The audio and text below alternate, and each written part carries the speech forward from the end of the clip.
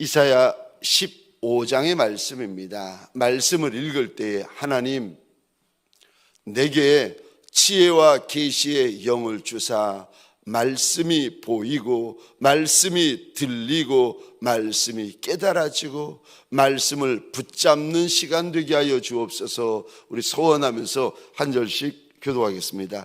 제가 1절 말씀을 먼저 읽겠습니다.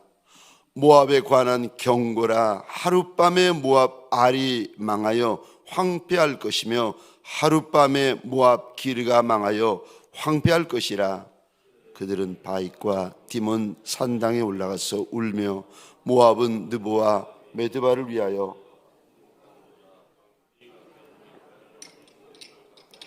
각각 수염을 깎았으며 거리에서는 굵은 배로 몸을 동였으며 지붕과 넓은 곳에서는 각기에 통하여 심히 울며 헤스본과 엘르알레는 부르짖으며 그들의 소리는 아하스까지 들리니 그러므로 모압의 군사들이 크게 부르짖으며 그들의 혼이 속에서 떠오는도다.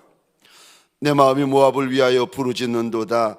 그 피난민들은 소알과 에글랏 슬리시아까지 이르고 울며 루잇 비탈길로 올라가며 호로나임 길에서 패망을 울부짖으니 네 물이 마르고 풀이 시들었으며 연한 풀이 말라 청청한 것이 없음이로다.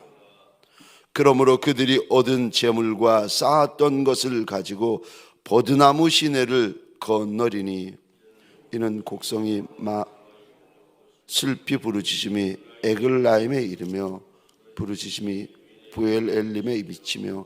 함께 읽겠습니다. 디몬 물에는 피가 가득함이로다. 그럴지라도 내가 디몬의 재앙을 더 내리되 모압의 도피한 자와 그 땅에 남은 자에게 사자를 보내리라. 아멘. 아멘.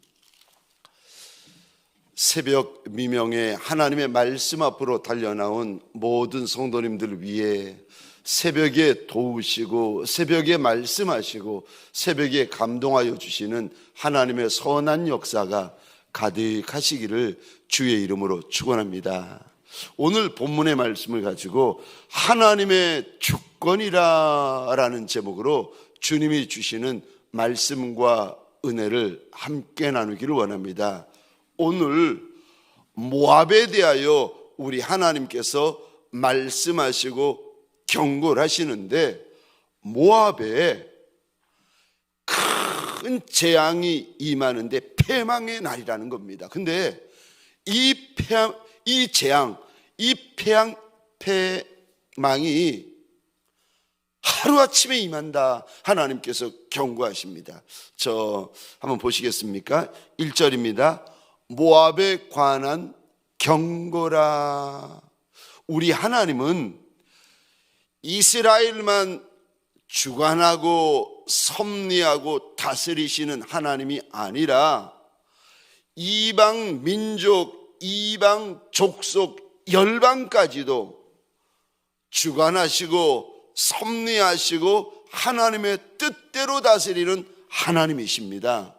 그러니까 이스라엘만 하나님의 주권이고 그럼 열방과 이방은요 동일하게 하나님의 주권이십니다. 이 일을 지금 누가 하시는가? 이 일을 누가 결정하시는가? 여러분, 저 인생의 흥망성쇠를 결정하시는 이가 한 분 우리 하나님이세요. 아멘이십니까? 나라의 흥망성쇠를 결정하시는 이가 한 분 하나님이십니다. 여러분, 나라만이 아니라 인생만이 아니라 가정과 사업장과 한 민족과 족속의 흥망성쇠를 결정하시는 이가 하나님이세요. 그래서 이거를 가리켜 신학적으로 어렵게 하나님의 주권이다. 하나님이 하신다는 겁니다. 그래서 저 9절 한번 보시겠습니까? 9절입니다. 디몬 물에는 피가 가득함이라. 그러니까 사람들이, 모압 사람들이 얼마나 많이 죽을 건지, 저 물에 피가 가득하다. 하나님께서 그렇게 될 것이라고 이제 경고를 하시는데 자세한 이야기는 이제 조금 있다가 나옵니다. 그러면서 9절 끝입니다. 그럴지라도 너무 많은 사람들이 죽어서 물이 가득한 것이 아니라 피가 가득하게 될 것이라고 하나님께서 무서운 말씀을 하시는데, 그런데 그걸로 끝나는 것이 아니라 9절 끝에 보시겠습니다. 내가 디몬의 재앙을 더 내릴 것이다. 그러니까 그렇게 많은 사람이 죽었으면 재앙이 끝나야 되지 않습니까? 근데 하나님이 아니라고 말씀하세요. 재앙에 재앙을 내릴 것이고 패망에 패망을 더할 것이다 라고 말씀하시는데, 그거 누가 내린다고 하십니까? 오늘 9절에요. 강대국이 내리고 모압보다 센 족속이, 아니요, 하나님께서 그렇게 말씀하지 않으십니다. 그거 이 단어 보시겠습니까? 내가 내린다. 재앙이 사람으로부터 오는 것이 아니라 하나님으로부터 온다. 패망이 저 강대국으로부터 오는 것이 아니라 하나님으로부터 온다. 하나님께서 일러주십니다. 그래서 내가 디몬의 재앙을 더 내리되 모압의 도피한 자와 그 땅의 남은 자에게 사자라는 말은 뭐 하나님의 메신저 그런 의미가 아니라, 사자라는 단어는 저 라이언, 사자를 보내겠다는 겁니다. 사람들이 너무 많이 죽어서 물에 피가 가득한데 거기에 재앙의 재앙을 하나님께서 또 쏟아버리시는데 사자가 와서 물고 찢고, 그래서 모압의 패망에 대한 이야기를 하나님이 선언하시는데, 이 일이 누구로 말미암습니까? 하나님으로 말미암는다. 여러분, 하나님의 주권입니다. 하나님께서 계획하시고 하나님께서 섭리하시고 하나님께서 주관하시고 하나님이 행하신다는 겁니다. 하나님이 행하신다, 하나님이 행하신다, 이거 하나님이 행하시는 일이다 라고 말씀하십니다. 여러분, 우리 하나님은요, 여러분, 정말 여러분들이 잘 이렇게 아시고 깨달으셨으면 좋겠는데, 이게 좀 복인 것 같아요. 이 일을 행하시는 이가 우리 하나님이세요. 남의 하나님이 아니라, 모압의 하나님이 아니라 내 하나님이시고 우리 하나님이시고, 이분이 저와 여러분들의 아버지가 되십니다. 내 아버지가 행하세요. 여러분, 칼이 도적의 손에 들려 있으면요 무섭습니다. 칼이 강도의 손에 들려 있으면 무섭습니다. 그런데 이 일을 행하시는 이가 하나님이신데 이분이 우리 아버지세요.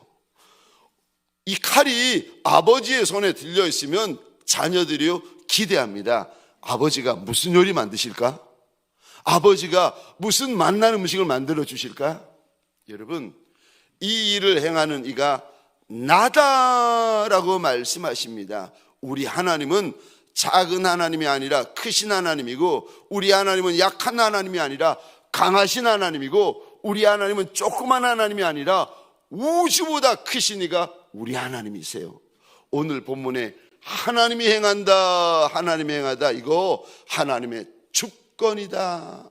여러분, 하나님이 모압을 미워하십니다. 이게 모압이 어떤 족속인가, 어떤 나라인가 하면, 모압이 어디 있는가 하면은 저 사해 저 동쪽에 있는, 그러니까 요단강 동쪽에 있는 그쪽 지역에 있는 나라요, 족속인데, 이 모압 족속이 어디서부터 시작되었는가 하면은 저 아브라함의 조카 롯이 소돔과 고모라가 멸망할 때 몸 하나에다가 저 두 딸을 데리고 나옵니다. 근데 아무도 없으니까 첫째 딸이 아버지와 동침하고 민족을 만들어야 되겠다, 자식을 만들어야 되겠다 해가지고 아버지와 동침하고 나온 첫 딸과 동침하고 나온 그 아이가 모압 족속의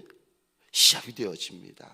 근데 왜 그렇게 하나님께서 모압 민족을 싫어하시는가? 성경에 보면 모압 족속은 영원히 하나님의 총회에 들어오지 못한다 하나님께서 선언을 하십니다.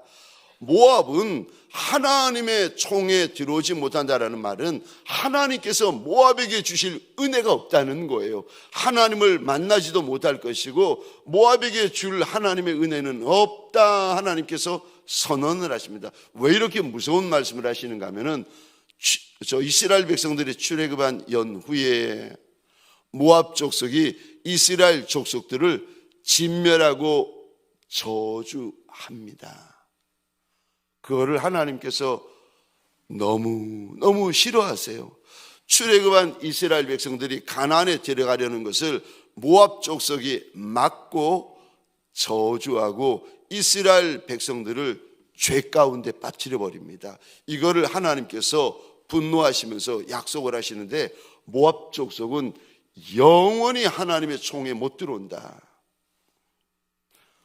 땅에서 어떻게 먹고 살 수는 있고 땅에서 어떻게 땅의 은혜는 누리고 땅의 복은 누릴 수 있어도 하나님의 은혜, 하나님의 복, 하나님의 영광, 하나님과 관계된 것은 아무것도 없다. 그런데 영원히 없다. 하나님께서 선언을 하십니다. 그래도 모압 족속이 먹고 살아요. 그래도 모압 족속이 잘 살아요. 그런데 이사야서 15장에서 하나님께서 모압 족속의 패망, 모압 족속의 멸망을 선언하십니다. 그러면서 이거 하나님이 하신다. 하나님이 하신다. 여러분, 하나님의 주권이요. 한번 보시겠습니다. 좀 이제 구체적으로 보시겠습니다. 15장 1절입니다. 하룻밤에 모압의 알이 망하여, 여기 알이라는 그 지명은요 모압의 도시인데, 저 알이라는 도시는 모압의 저 중부 중앙에 있는 도시입니다. 그리고 1절 다시 보시겠습니다. 하룻밤에 모압 기르가 망하여 황폐할 것이라. 여기 기르라고 나와 있는 도시는 모압의 저 남부에 있는 큰 도시입니다. 지금 알이나 기르나 모압의 유명한 큰 도시들인데, 이게 이 단어 보시겠습니까? 하룻밤에 망한다. 하룻밤에 망한다. 그 큰 도시가, 그리고 저 계속 보시면 모압의 도시들이 나오는데, 도시만 망하는 것이 아니라 이날 모압이라는 민족이 망하고 모압이라는 족속이 망하고 모압이라는 나라가 망하게 되어집니다. 2절 보시겠습니다. 그들이 바잇과 디몬에 있는 산당에 올라가서 울며 모압은 느보와 메드바를 위하여 통곡하고, 얼마나 재앙이 크고 패망이 컸던지. 저 2절 끝입니다. 그들은 각각 머리카락을 밀고 각각 수염을 깎았다. 이게 저 모압의 영광을 상징합니다. 머리카락을 밀어버렸다, 수염을 깎아버렸다. 이거 큰 수치, 큰 수치를 의미하고 큰 영광이 떠나간 거, 영광을 빼앗겼다라는 것을 큰 수치, 큰 슬픔을 의미하는 단어입니다. 나라가, 도시가 저 무너졌을 뿐만이 아니라 모압 족속이 버렸으니 얼마나 큰 슬픔이고 모압 민족이 얼마나 큰 수치겠습니까? 뿐만 아니라 4절입니다. 헤스본과 엘르 알레, 이거 모압의 큰 도시입니다. 야아스, 그 다음에 저 밑에 보시면 5절입니다. 소알, 에그랏, 슬리시아, 루힛, 호로나임, 니무림, 뭐 쭉 저 8절에 보시면은 에글라임, 이거 다 모압의 유명한 도시들이에요.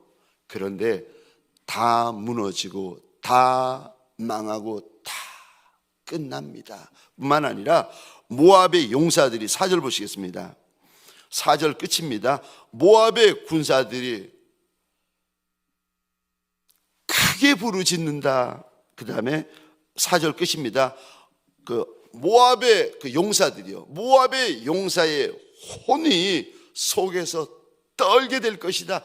그러니까 무서워가지고, 아니 군인이, 용사가, 장수가 무서워서 이렇게 떨고 소리 지르면 어떻게 하겠습니까? 그러니까 여인들이 쥐를 보면은 으악 소리 지르시잖아요. 그것처럼 하나님이 재앙을 쏟는 날, 하나님이 모압 족속에 심판을 쏟는 날, 모압의 용사들이 두려워서 비명을 지르며 그들의 혼이 속에서 무서워 떨게 될 것이라고. 얼마나 하나님의 재앙이 크고 세고 강한지 이거를 보는 용사들이 무서워하게 될 것이다. 하나님께서 말씀을 하십니다. 또 6절입니다.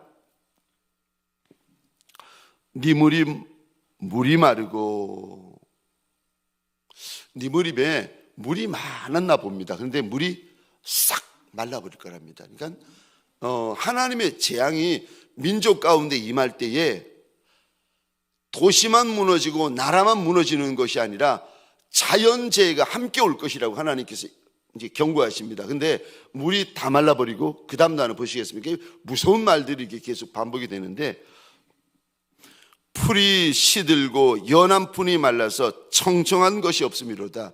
그때 나라가, 민족이 이게 성이 무너질 때에, 그때 풀과 채소까지도 싹 말라버리게 될 것이라는 겁니다. 자연재해가 덮쳐가지고 저 풀은 풀이 없고 청청한 먹을 것이 없게 될 것이라고 하나님께서 경고하세요. 그때 모압 사람들이 자기가 살던 땅, 자기가 살던 동네를 떠날 때 어떻게 떠나게 될 것인가 보시겠습니까? 7절입니다. 그들이 이때까지 모아두었던 재물을 쌓아 가지고 도망가게 될 것이다. 성이 무너지고 나라가 무너지는데 그들이 무엇을 챙기는가 하면은 재물을 챙겨가지고 급하게 먹을 것도 없는 그 모압 땅을, 물도 말라버린 모압 땅을 재물 챙겨가지고 도망가듯이 도망가게 될 것이고, 버드나무 시내를 건너리니, 뭐 여러 가지 버드나무 시내가 어떤 의미냐에 대해서 학자들이 여러 가지 이야기가 있지만, 초라하게, 정말 초라하게 도망가듯이 그런데 9절 끝에 보시면은요, 그럴지라도 모압 위에 재앙을 더 쏟겠다고 하나님께서 지금 말씀하십니다. 여러분, 오늘 본문에서 주님이 일러주시는 첫 번째요, 하나님에게 달렸다. 우상에게 달린 것도 아니고, 금신상에게 달린 것도 아니고, 강대국에 달린 것도 아니고, 사람에게 달린 것도 아니고, 오늘 본문에서 1절부터 9절까지 하나님이 계속 일러주시는 것이요, 하나님에게 달렸다. 하나님에게 달렸다. 이거 하나님 왜 이렇게 하십니까? 하나님의 주권이다. 성경에 보시면 하나님께서 예레미야를 부르시고는 흙으로 그릇을 만드는 그 도공에게 가보라고 하세요.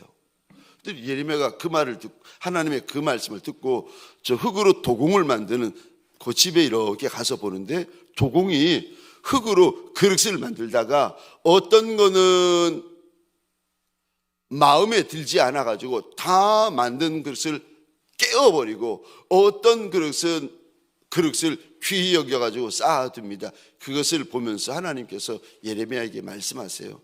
하나님에게 저 그릇을 깨어버릴 권위 없겠느냐. 바울이 똑같은 말씀을 합니다.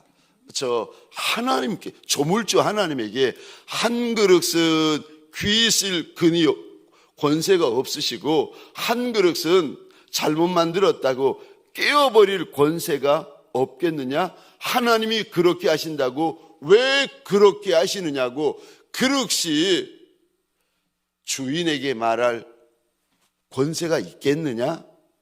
하나님의 주권이라는 겁니다. 사랑하는 성도님들에게 소원합니다. 우리 하나님 살아계신 하나님이시고, 우리 하나님 요즘 세대에 인권 이야기를 하잖아요. 그 교육부서에서 어린이집 아이들, 초등학교 아이들에게 이제 교육시킬 안에 초안을 만들어서 이렇게 올렸는데, 거기에 보면은 남자가 남자와 이렇게 살고 있는, 팔짱 끼고 있는 모습을 보이면서 가정, 부부, 여자와 여자가 팔짱을 끼고 이렇게 가정을 꾸미고 있는 모습을 보면서 부부. 그 아이들에게 부모에 대해서 이렇게 억울하게 부당하게 취급을 받으면 학교 선생님이나 교육부에게 고발하라고 하면서 거기다가 이렇게 적어놨어요. 딸의 인권. 부모를 고발하는 게, 그 다음에 옆에 보면은 아들의 인권, 그리고 남자는 남자 부부, 여자는 여자 부부. 이거 어린이집에 다니고 있는 아이들에게 이거를 알려주겠다고 이게 교육부에서 안을 만든 거예요. 세뇌시키는 거죠. 인권, 남자와 남자가 어울리는 게, 관계하는 게 이거 인권이라고 이렇게 가르치는 시대를 우리가 살고 있고, 여자와 여자가 관계를 하는 것을 우리의 인권이라고 이렇게 주장하고 가르치고 자녀들에게 세뇌시키는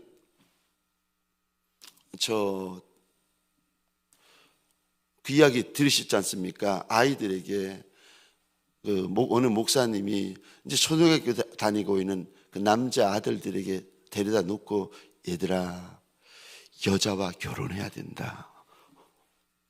그 아들들에게, 초등학교 다니고 있는 아들들에게 데려다 놓고 하는 말이, 새 아들들에게 아빠 목사님이 가르치는 말이, 얘들아, 결혼은 여자와 해야 된다.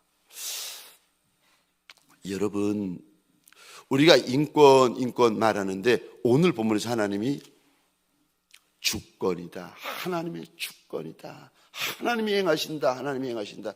사랑하는 성도님들에게 소원합니다. 인권보다 앞선 것이 하나님의 주권이요, 하나님이 하신다는 겁니다. 오늘 내 생각도 중요하고, 내 자존심도 중요하고, 내 감정도 중요하고, 내 계획도 중요하지만, 그거에 앞서서 나보다 하나님이 중요한 하나님의 사람들이 되어지시기를 주의 이름으로 축원합니다. 하나님을 인정하여 드리고, 하나님을 높여 드리고, 하나님을 세워 드리고, 하나님 앞에 영광 올려 드리는 저와 여러분들이 되시기를 주의 이름으로 축원합니다. 여러분,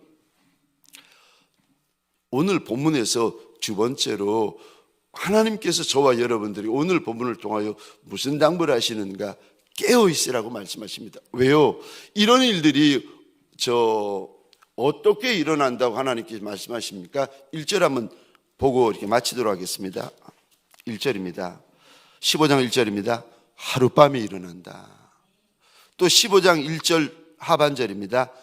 하룻밤에 일어난다. 여러분,